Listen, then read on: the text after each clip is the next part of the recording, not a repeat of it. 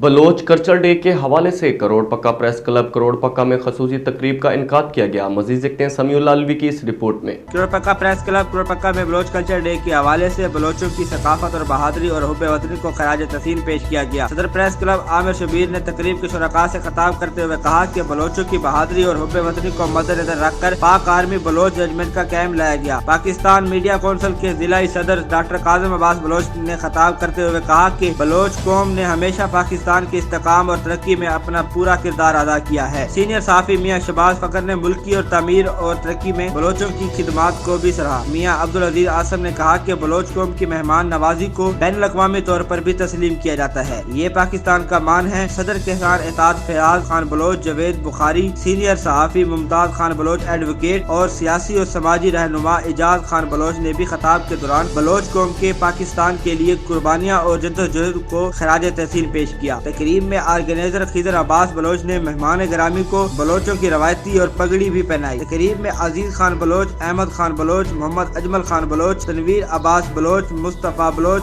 दीगर बलोच रहनुमा और प्रेस क्लब के ओहदेदारान और मेंबरान ने भी शिरकत की। कैमरा टीम के साथ समीउल अलवी, राज न्यूज़, दुनियापुर।